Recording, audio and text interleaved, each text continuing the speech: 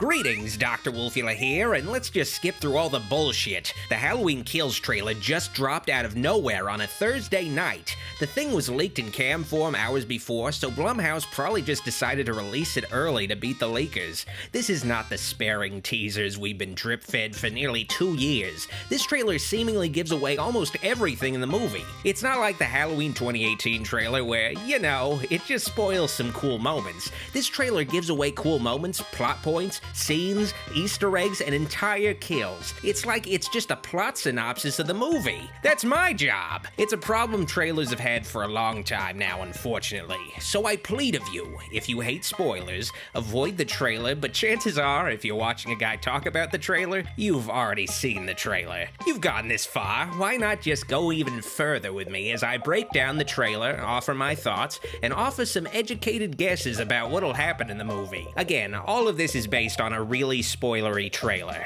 I'm not leaking this info, it's all been officially leaked to us, seemingly 75% of the movie condensed into 2.5 minutes, and I just gotta talk about it. I warn you though, this video is going to be delving into all the spoilers of the trailer, and also go into spoilers given in the trailer that you probably missed. I'm not holding back any punches here, but these spoilers are all in the fucking trailer. I don't know what to tell you.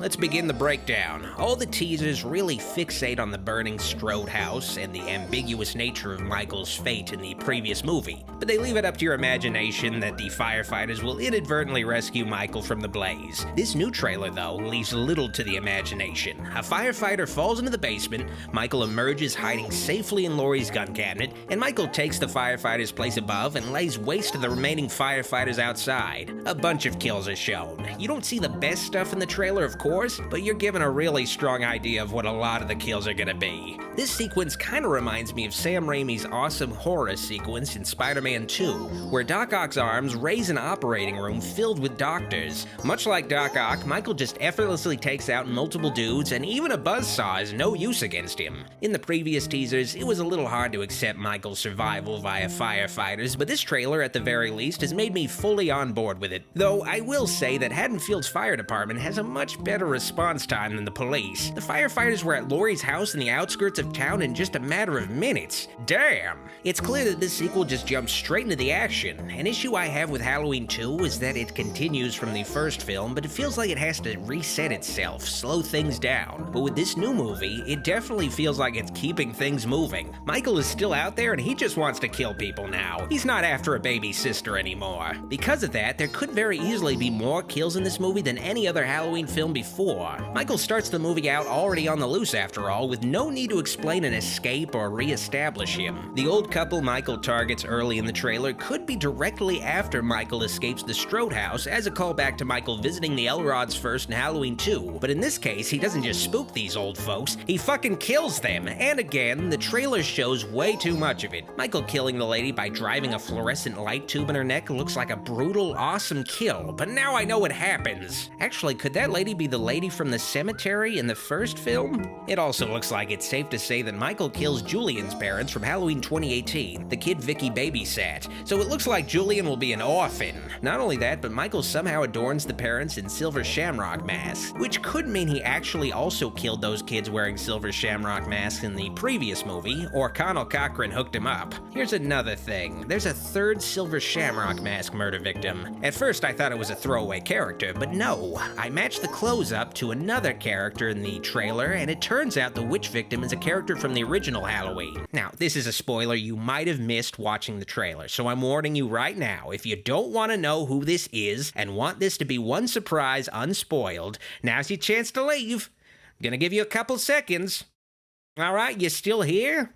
Okay, well, the witch is Nurse Marion Chambers from the original Halloween. It's pretty clear, though, that she gets killed via car window as an homage to the first film. Yeah, she dies in this timeline, too. She can't catch a break. Somehow Chambers seems to end up in the same car with Julian's parents, which is why she is part of the trio seen wearing the silver shamrock mask, so at least there's some kind of surprise left. How'd she get in the car with them? She seemed to be with Tommy and Lindsay at first, so how'd she get here? That's not the interesting part, but it's something, I guess. God damn this trailer. I was afraid with this movie that they were going to retread Halloween 2, and in some ways they do, but it seems like the movie is genuinely improving upon Halloween 2. Halloween Kills taking place on the same night as 2018's film seems to work better than Halloween 2 taking place on the same night as the first film, because with this new film it was planned that way in advance, and we have a lot more characters and opportunity for development than we did in Halloween 2. Halloween Kills logically seems to have quite a bit of the film take place at Haddonfield Memorial Hospital, like Halloween 2. But in this film, Laurie isn't just sedated, sitting things out. She still wants to kill that bastard, and is a proactive character, which is much more exciting than seeing somebody sleeping in a bed. Unless you're a freak who likes to watch people sleep, of course, but whatever. But also, it's made even more clear that a great deal of the movie doesn't take place at the hospital at all. In fact, it doesn't look like any of the action happens at the hospital except what looks like a riot, but most of the killing happens outside in Haddonfield. Michael's not after Laurie. Laurie's been after him this whole time. All that happens at the hospital is Laurie recuperates, rallies the citizens of Haddonfield to hunt Michael, and she's fucking out of there, and thank God for that. The main premise of Halloween Kills is that it's a revenge story. Haddonfield is finally fighting back against its boogeyman. It sort of has some of the vibes of Halloween 4. The grander scale where the town has been turned upside down and you have a pack of yokels hunting Michael down, but there's more to it than rednecks wanting to shoot something. It feels like a personal vendetta in this movie. Michael's murders meant something to these people, and they want to settle the score. Kills is also similar thematically to Halloween 4 in that Laurie has put Michael on this pedestal as more than a man in a mask. She doesn't see him as a human anymore. Michael's on a far more mythic scale as evil incarnate. It evokes what Reverend Sayer speaks of regarding evil in Halloween 4. I wouldn't be surprised if this film or Halloween Ends concludes on a similar note with evil being unkillable. You might kill Michael Myers, but there will always be evil like him in the world. I'm getting ahead of myself here, but this trailer gives me way too much to work with. Anyway, Anthony Michael Hall plays Tommy Doyle, the young charge of Laurie Strode in the first film, who appears to lead the charge against Michael. Now, it seems like maybe he's a kindred spirit of Laurie's. They both encountered Michael, and both want him dead, but it could be more personal in this film. Maybe Michael killed his kid, but Lindsay Wallace is in this film, who was Tommy's female counterpart from the first movie, who is the same actress and also that lady from the Screaming at a Cat meme. Well, Lindsay appears to die, and Tommy and her could have just been friends, but maybe they trauma bonded, and Lindsay was Tommy's wife, and he's out for blood. That could be the motivation driving him. Speaking of driving, it looks like another character returns in Halloween Kills, Lonnie Elam.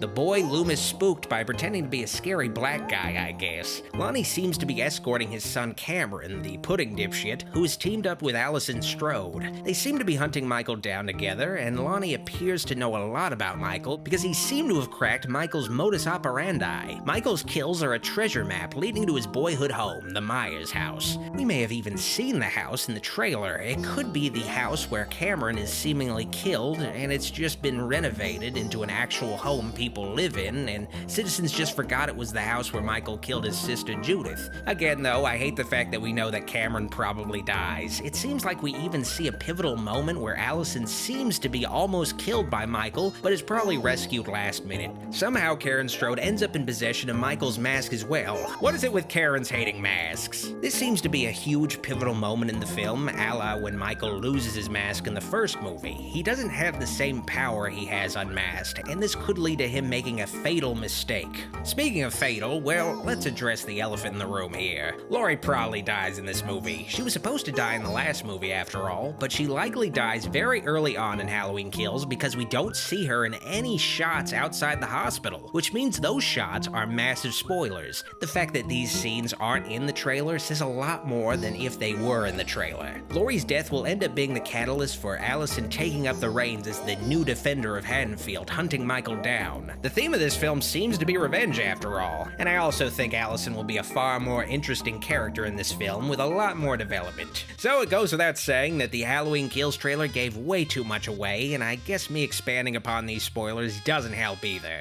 It's definitely a be careful what you wish for situation. People were begging for this trailer for a year because of the delay, and it seemed like Blumhouse's response was basically, "Alright dipshits, you want a trailer? We'll just give you the whole plot of the movie." Here's the thing though, despite so much being given away, the trailer worked on me. I'm even more hyped about the movie than ever. I was gonna see it day one in theaters no matter what, which I don't do for literally any other movie series. But the trailer makes this film look fucking incredible, and who knows, maybe there's a lot of misdirections in the trailer, and we're thrown some serious curveballs. I think even though this trailer commits some serious sins spoiler-wise. I think it's ultimately going to be successful putting asses in the seats, and you know what? That's all that matters with a trailer. What did you think of the trailer, though? Looking forward to Halloween Kills like I am? Let me know in the comments below.